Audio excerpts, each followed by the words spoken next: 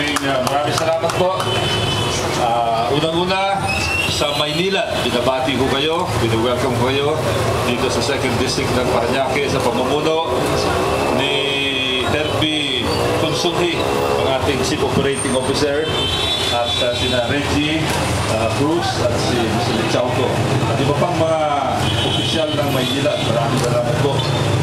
Para naman sa mga taga-UTFI na talagang katakot-takot yung trabaho ng ginawa. Talagang walang tigil, walang tulog.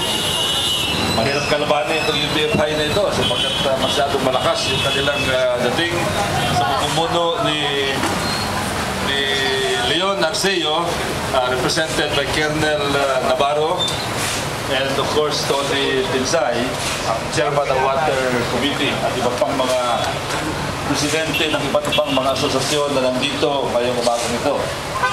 Of course, ang ating mayor na nung pa man ay talagang nagpupursige na. Lahat ay ginawa, nagkaroon ng resolusyon sa kanyang pamumuno, at iba pang mga opisyal ng Parañaque local government. Nandito din po si General Rico Goles, at nandito si Benji Bernabe, at si Carlo Bernabe ng Barangay BF. Iba pang mga opisyal na nandito. Kami po yung papasalamat sa Maynila. Ang sabi ko nga rito, yung Navy term, no? Full speed ahead. Pag yung Navy, kayo naman, parang Navy, tumpik din eh. Pag ang Navy ay nagsabi ng full speed ahead, hindi na tinigil yan. Damn the torpedo, sabi nga nila, full speed ahead. Walang makapagpigil pag nagsalita na ang Navy ng full speed ahead. And I'd like to thank you, Maynila, for going full speed ahead in our water connection program. Maraming salamat po. Palakpakan natin ang Maynila. Binabati ko din ang Maynila sapagkat parang noon lang, mga ilang linggo lang nakaraan, magkasama kami ni Herbie, sina Mr. Chauco andun din, sina Reggie, of course, si Mr. Babe Singson, ng Presidente. Nung nagkaroon tayo ng public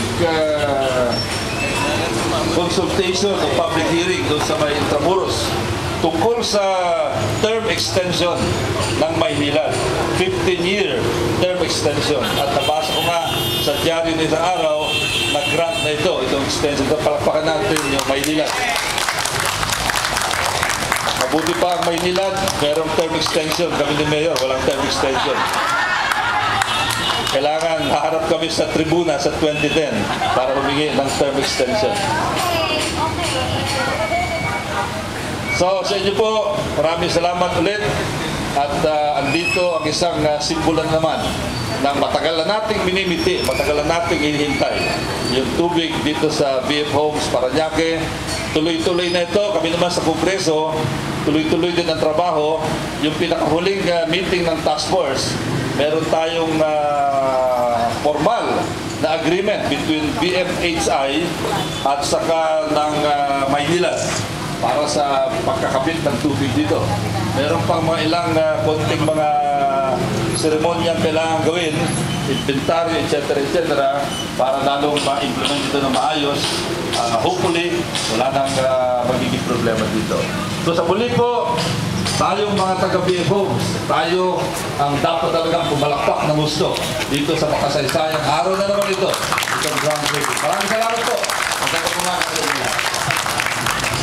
Maraming salamat, Congressman Goles, sa inyong pagdalo at sa inyong mensahe. Para naman po ihatid sa atin ang kanyang mensahe, narito po ang ating ama, ang alkalde ng siyudad ng Parañaque, yung Honorable Mayor Florencio Jun Bernabe. Thank you.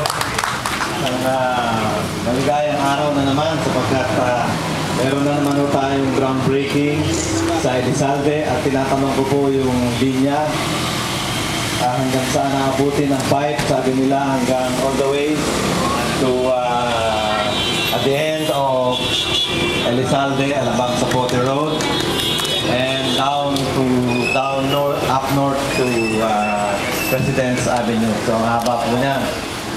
So again, ating pong pasasalamat sa Maynila sapagkat masusuplayan na nila ng tubig sa wakas ang BF Homes Incorporated, BF Homes Homeowners. At tuloy-tuloy na. Tuloy-tuloy na. Tinatanong ko si Chief Operating Officer Herbie kung aharang pa yung BF Homes Incorporated, at sabi niya, hindi na raw. They have decided not to block our efforts. So, salamat. Babatiin muna natin ang ating pong Congressman Roy Goles sa napakalaki ho na partisipasyon niya po, lalo na po dun sa Kongreso, na kung saan ay nag-issue sila ng cease and desist order sa PWCC para hindi ituloy yung kanilang pag-block sa project natin dito. At yun naman po ang nangyari.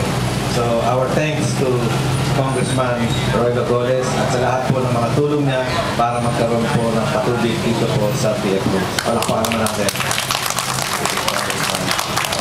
Siyempre, sa mga taga-Maynila na matagal na talagang magtatrabaho sa pamamagitan po dito, present and represented by Mr. Herbie Kutsuni. Palakpakan po natin si Mr. Herbie.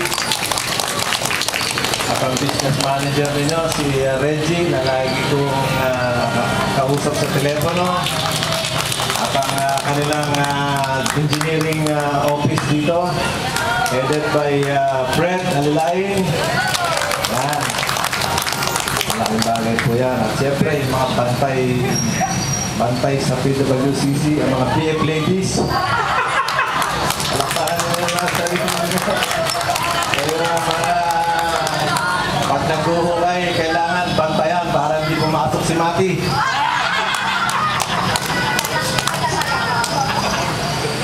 At siyempre sa UBFI, kay Mr. Tony Tinsay, ang chairman, kay Tonton, at of course, nandito rin po si Mr. Chow po ng Maynila, at